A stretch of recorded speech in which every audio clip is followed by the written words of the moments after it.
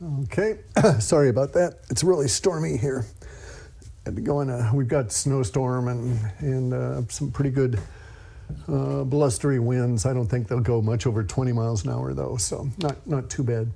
We're going to pick up and start with Woo War. I've left this so that we can jump off. Woo War is breaking out all over, and it's multi-dimensional. It has to do with the strange energies from space. So we're going to start chopping away at this here. So let's take that out. And what fell? Now bear in mind, we have a something coming around the 28th, a couple of days from now, that should cause some histrionics for a bit. And so we've got, let's just put this in here.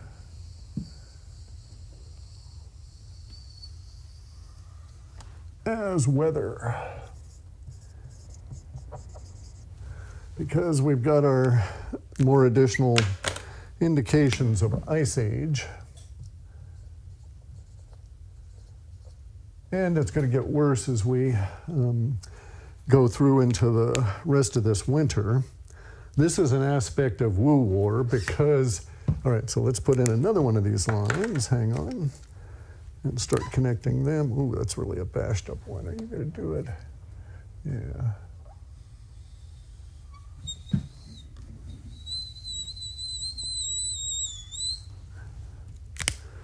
And we'll label this one media. And let's do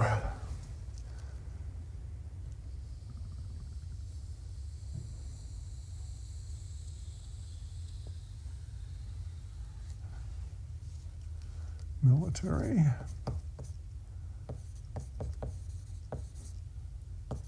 Military. Hang on.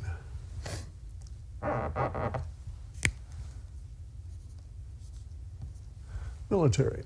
And we'll include up here, so the powers that be. We'll cross that out. We'll include these from the CCP. We'll just say that they're part of the powers that be at the moment, even though there's a lot of them and so on. So Woo War is going to involve all of this. Let's put another one in there for us guys. Let's see, what color do we have here? It's distinct. All right, let's try that.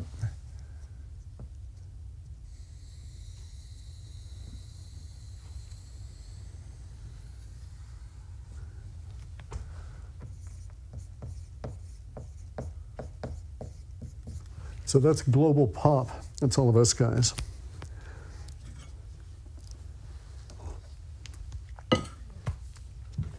All right, so something that's going to happen relative to the local USA population around the 28th. It'll last through until the 30th. We don't know what it's going to be, but the populace is going to have something to say about it.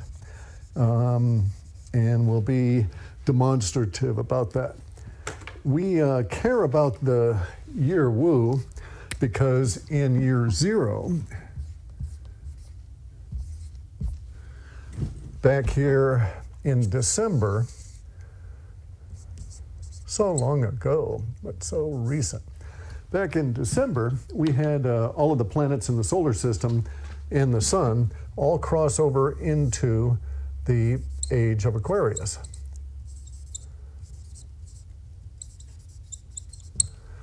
Yeah, age of Aquarius. Right on the grand conjunction there. And that marked a change. A change in an age is a very significant thing because these buggers are 2,160 years in length on average. So it is meaningful. Astrologically and all of that kind of stuff, assigning meaning to relationships between planets and so on aside, it is meaningful as a big damn cycle. And it's coincident with all of our weather stuff also getting a little bit wonky. All right. As part of the Ice Age, or as part of the Woo Wars, we're going to have media in denial about, this is their big D, in denial about Ice Age. The media is also going to be in denial about the military. And the media is already in denial about the global pop, which is in the process of doing this global revolt. And it just has yet to be really significantly visible. And we'll get into significantly visible in this period right here in spring. Spring into summer is going to be a very unusual time. I actually think, I have reasons to suspect that we'll see a break in the media's grip over Western civilization, so Europe, North America, into Australia, Japan, you know, India, that kind of thing. India has less of a media dominance than we do here. They've got a much more free media environment. But I think that the break for media, so media is going to have a crack, and I think that it'll start occurring with significance, or with seriousness in spring. And so as we hit into the spring equinox, I think that media is going to get into a bit of problem, and that this problem will continue, and then by June we will have some form of, let's just say, a crack up. So the first splinters start showing here, the first trace crackery, and then by the time we get into June, so over the course of spring, we get into a media crack up. It's going to be very interesting. There's a number of elements as to why it's going to crack up. Lack of Trump, for one, so ratings are plummeting. But then also we're going to get into the social engineering affecting media directly in a very, very, very negative way. And that social engineering is going to be around the vaccine. So let's just get that out of there. And let's just put vaccine in here. And so the problems, I believe, will be so significant by the time that USA and Euro pop, and also Australia. So I think by the time we get into the equinox, the problems with the vaccine are going to be so significant as to be a major, major problem for media. Because media is going to face it this way. The number of adverse reactions will be rising. Media is already denying. Media is already covering up. People are dying. They're taking it and dying within 1 to 2 weeks. Hank Aaron is not an exception. There are a number of people at this point that take it and do not make it to the second shot. They die before that. And so, and the number of adverse reactions is underreported by 9/10 estimated. So if they're accurate, it could be even more underreported. But so if they're accurate, we're right now, I think that the last time I looked, there were like 4,438 or something adverse reactions reported in the last 2 weeks within the official registry that actually made it to the registry. Bear in mind, they're scrubbing that stuff. So at that level, we should be seeing 44,000 in a 2-week period, or 22,000 a week. And it may be far more than that are actually showing up. In any event, so we do have a very significant problem with the millions of people, now approaching tens of millions, who have been vaccinated and who are starting to show debilitating results from those vaccinations. Some people so far aren't showing anything at all. What the ratio is, we have no way of knowing, because they're scrubbing out the real data on those people that do have adverse reactions. The estimate is that 25% of the people that get the shot, so 1/4, will have an adverse reaction within the first few hours that they will not report. So the stats are just staggering when we really think about them. Anyway, so this vaccine stuff is going to come back to haunt media by the time we get into March. During that period of time, from March to June, there will be other stuff coming out about media. So it's not just going to be the vaccine, but we get started off with the vaccine here, and then we've got the other aspects of Wu War, which is the strange setting for the Biden administration. Are they in the White House? Are they not? Only people who know are the carpet sweepers and the janitors, you know, because the Biden people will tell you, sure, you know, they're just redoing it. It sure doesn't look like the same building. Anyway, so we've got all of the strange theater at the political level. So we'll put a P here and we'll put ST. That strange theater is also going to come back to haunt media as we go through into June. Because it's going to become more and more blatant. It'll have to become more and more backfilled. The images won't match. It'll be easier and easier and easier for global pop, who's already really fucking suspicious, to get their anons. So we'll just put anon in on that and in on the vaccine stuff. And so it'll be a battle between global pop and media. Now, this is good for the USA military, all right? And maybe militaries in general, because the USA military knows that the CCP bioweaponed us, okay? COVID-19 bioweapon. They know that. They know we're at war. They know we're being attacked. Some of them may be smart enough to think, maybe vaccine is part 2 of that bioweapon and it's going to kill a lot more people. I don't know how many of the guys are you know, that paranoid sufficiently or thinking that far ahead, but somebody should, because if we're in fact giving these shots to the U.S. military, there goes our readiness. In any event, so, but the war here between global pop and the media is good for the USA military. Why is this? Because a military cannot reveal military control, ergo, or that is to say, id est, a military coup to the populace unless they're sure of the populace reaction. And so you're starting to see the rumors about, oh no, you know, the Q shit didn't pan out, the military didn't do anything, because they've all flown away from Washington, D.C. now. The military didn't do anything because of the threat of civil war. And this is just kind of like, actually that's a very practical concern, eminently worth worrying about, unlike Simon Parks with his idea that the cabal threatened to nuke Washington, D.C. And it's because, you know, Simon Parks does not understand. If the cabal could use that tactic against the James Bondian tactics that supposedly are being used by the good guys in Q, then they would always ever win, because they could always ever threaten to blow up a bunch of people and the good guys would have to back off. So it's convenient for Simon Parks and his bullshit narrative, but it's not an element of the reality that we face.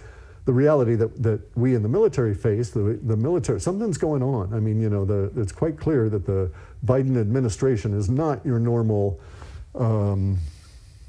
go-round on these things. What's going on is really open to speculation, and ultimately you would end up coming back to the military and what they would do, because they know that we've been attacked by the CCP with this bioweapon, and they're really freaked out about it. They're also freaked out about being attacked by the corrupt politics and the election crap, okay? So the military has worries about the politics because the politics are going to get involved with the Wu War, and which is directly going to get involved with war with the CCP. And so they're concerned. And so it is my estimation, nobody else's estimation, I haven't been told shit by anybody, but it's my estimation that if the war with the CCP were to escalate suddenly into a shooting war, Biden and Harris would be gone. And the military would have to do something relative to replacing them with some form of operational control during the period of time that we would be in a shooting war with the CCP. You know, I mean, it's just it's amazing how many people working for Biden now in his cabinet are tainted by CCP money, and they don't even bother to hide it. Yellen worked for the CCP organizations. I mean, it's just gross. It's terrible. But a lot of this shit's going to come unraveled. Now, the reason the military can't do anything is because they've got to get a read on the populace. The military cannot. Basically in any country in the world, the military can't fight the populace. They could kill the populace, a hell of a lot of them, but they can't fight them effectively for many reasons. Mostly because they're vastly outnumbered and they don't want to be shooting their mothers and their brothers and sisters and shit, right? So, and they're vastly outnumbered. So operationally, I mean, look at China. They've got, what, 400 million people in some form of service, you know, at any given time, and out of a 1.2 billion population, and so they're outnumbered, and the CCP has to question loyalty and so on, and that's the way it is with all militaries.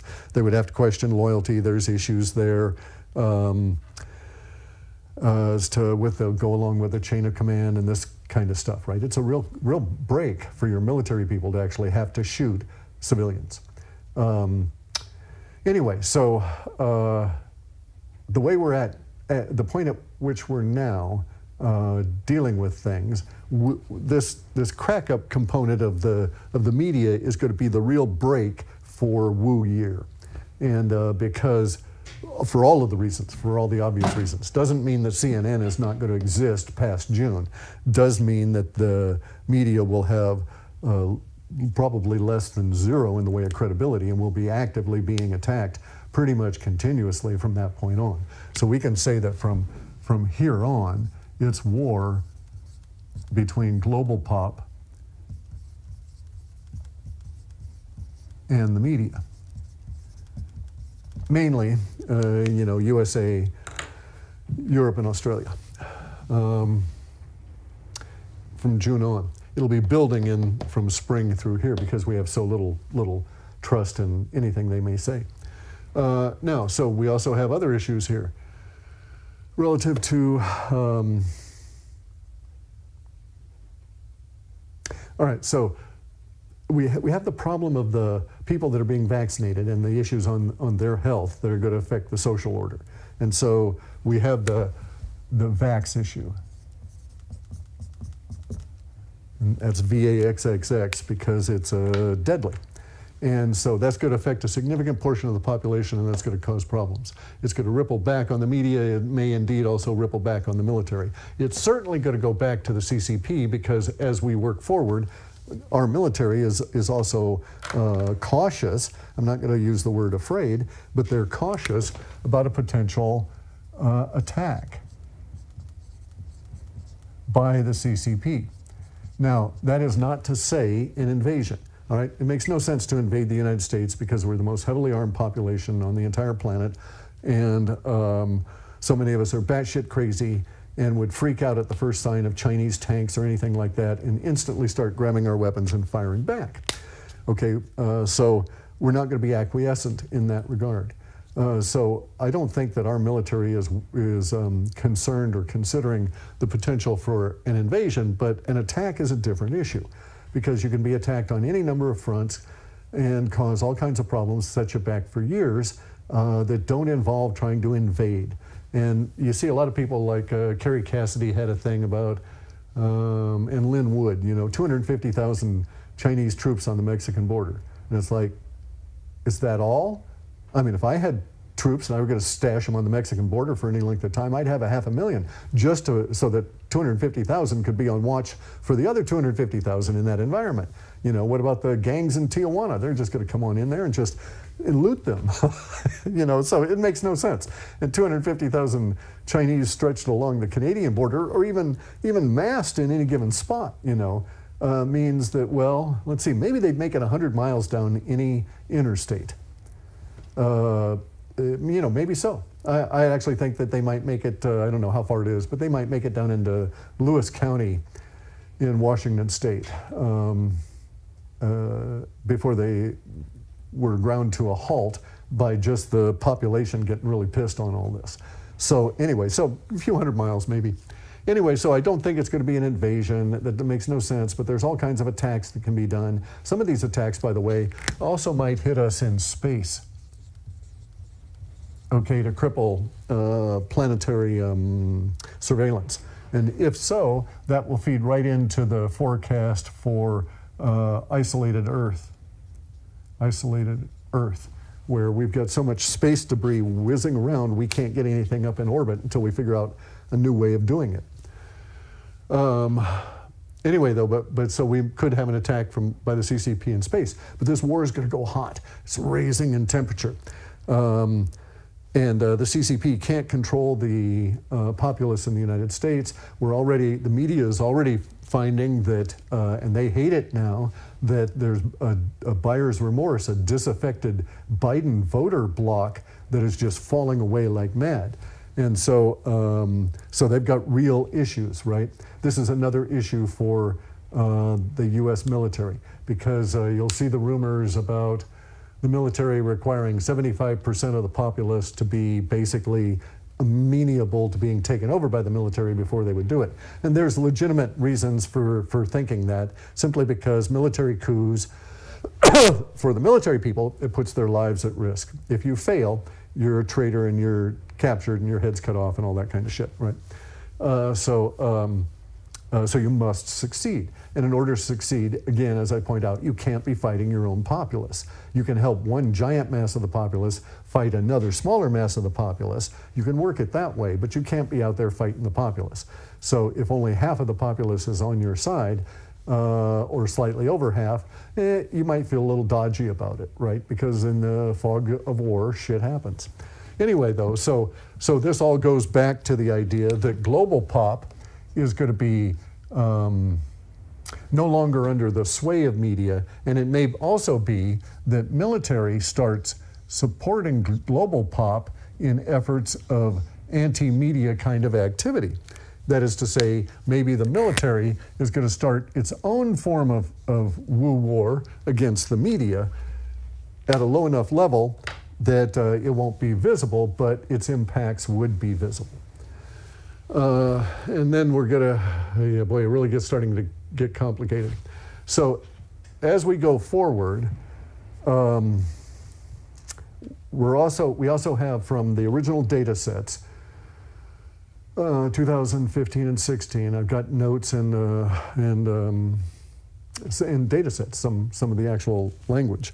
But we have indicators that the vaccine issues are going to really pick up over summer. So just as we get into this period of time right here, I think that the media, in its crack up, is not going to be able to hold the line on the vax problems, and that's going to compound their own issues. Because now, bear in mind, the media has been lying to us all about the incredibly deadly results of this technology, and that mRNA is not a vaccine, leaves no antigens in your body, doesn't prevent you getting it again, nor does it prevent spreading it.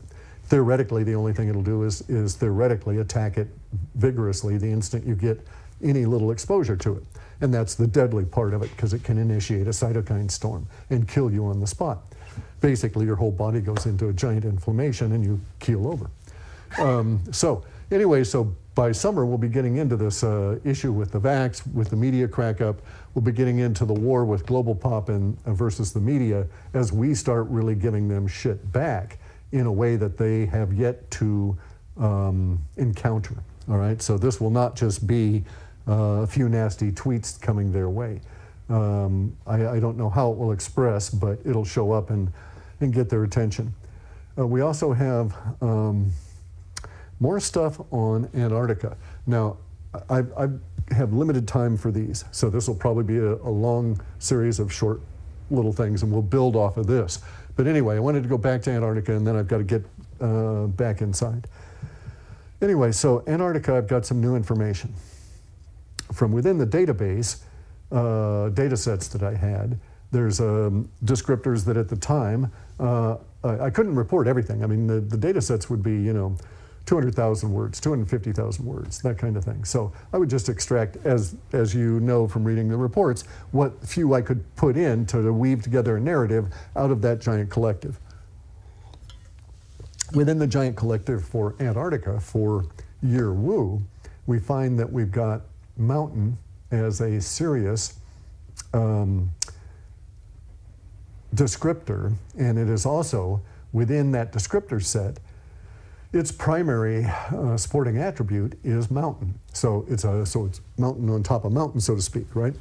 And you just don't see that within the data sets. Very rarely, because of the way that the algorithm is rolling, you would have to have a climbing amount of, so you'd have to be climbing the mountain, so to speak. You'd have to have a climbing amount of emotional tension rising on the primary descriptor for it to match its primary attribute.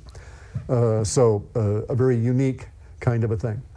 Anyway, so this mountain business is going to be advancing into global pop again as we get into summer. I think that maybe it is going to be coincident with the UFO information release. By the way, that's also, so the military's got UFO issues. We won't go into that now, it was something else there. But the media has UFO issues as well. And that'll show up in June when that report comes out.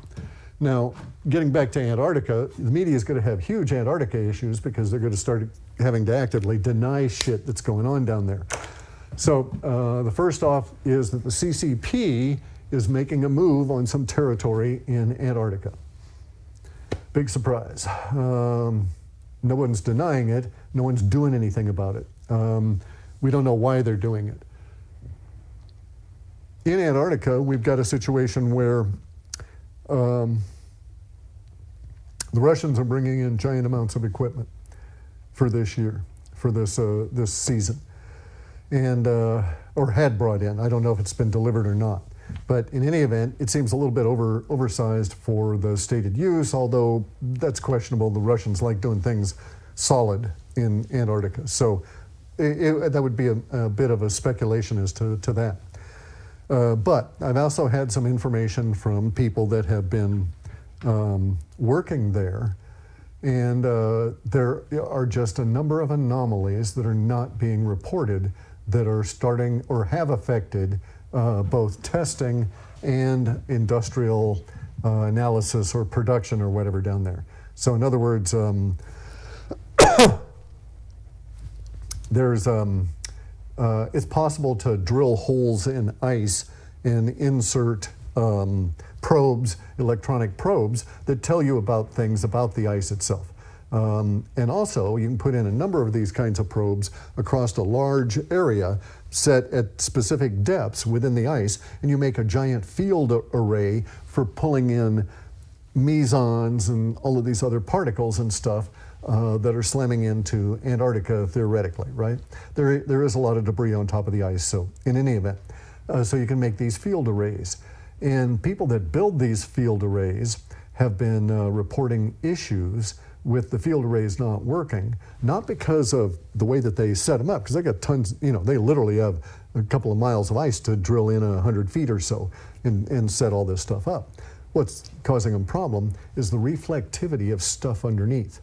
So stuff is starting to show up relative to our assumptions. So they're making assumptions that the ice is on a surface that's rock, or maybe a little mud underneath the ice, a couple of miles of ice on top of rock. And it turns out that maybe that's not the case, because whatever's down there is reflecting electromagnetically enough to disrupt field array experiments on upper ice levels. We've also got the idea here that coming out of the data now, not actually being reported, but coming out of the data, that our Antarctica focus later in the year related to UFOs likely, and the leak that's going to come, or the release that's going to come out in June, mandated by law theoretically. But in any event, that the Antarctica stuff is going to pick up from this part right here August of this year, and will go for at least 4 or 5 years. And that's when our major expedition will be, probably about 4 years out. But we should see the first real history examples or pointers or photographs coming out of Antarctica and coming through the crack up of the media to show up globally. I think the crack up of the media is going to be quite severe. I think it's going to be impacting our powers that be in a way that they hadn't anticipated, and we should start again seeing that in June or so. The other aspect of the military is that, as I say, anything heating up in terms of the shooting war with China means that they've got to do things then. Short of that, there's no real impetus for movement as long as things keep moving along just sort of bumbling. So those individuals that are thinking that we're going to get a specific day and we're going to have, you know, different results in March, April, May, or whatever, may be very disappointed. And the situation does resolve down to a risk assessment, right? And so if you are actually in charge and you're in the military and you don't want to upset the world and the planet, bear in mind the minute that the world knows that the USA is under military control, then shit happens internationally, because international agreements are questioned, chain of command is questioned, the hairs on everybody's back go up, all the other militaries on the planet say, holy fuck, and jump up and start wondering what's going to happen, right? Everybody will. So this is not something you just go out there one day and, you know, tell everybody, hey, go watch your TV, and then spring it on them. It can't work that way. You've got to have shit set up ahead of time. You've got to have people basically prepared to deal with the consequences in and out of the country. So that kind of stuff takes a while. It's not anything that should be done casually. Nor should it be done to anybody's personal emotional schedule as to when they think it should be done. You need to do that, as I say, on a calculated risk assessment approach. I think that we'll see a lot of, in our year Wu, and especially with the Wu war, there's war going on all over. Not only is there now war between the you know, conservatives and the non-conservatives on the internet, we've got the war between the conservatives and the media. We've got the war between the media / political alliance, globalists, whatever the hell we want to call them, and the conservatives or the population. And pretty soon that'll also include the left. Liberals, or centrist liberals, and a large slice of the left will soon be lumped in with the populace. It's already happening now. So now the Boogaloo boys are officially Republicans. I guess somebody needs to tell them. But the media, that's what they're declaring them. So Democrats are just out there, you know, pointing fingers with their cultural Marxism and saying, you're the enemy, you're the enemy, you're the enemy. And then the media blasts it out. Well, pretty soon, everybody who's being declared enemy will all turn and look at each other and say, hey, let's go kick the shit out of these people. And that'll happen. And at that point, just before that point, hopefully, the military will say, okay, hey guys, we're with you. And you know, bring themselves out of their particular strategic closets, okay? So, but in any event, so now here I am, it's Ice Age, we've got snow coming down at the ocean, very unusual, it's very cold, been this way for days. It's gonna be brutal for us for a while. That's part of our Ice Age, part of our weather stuff I'll get into later. I really have to get back now. Anyway though, I'll check the sound and upload this. And I'll be doing more of these buggers, I guess, as we go forward, because there's a whole lot of stuff to cover, and it's going to get really jumpy as we move forward. Now remember, though, our next one is 2 days away on the 28th. There'll be some kind of an emotional thing. I don't know what the hell's going to happen. I don't know if it's going to be political or not. And it'll go for 2.5 days into the 30th, and then start fading off. But then we start getting into the energies of February and March, which I can take these down here, but we'll see those pick up as well. And then in March, we're going to hit the March and the equinox, which I can hardly believe in spring, given the snow and stuff. But then we'll pick up with springtime for the media and see how that's going to play out.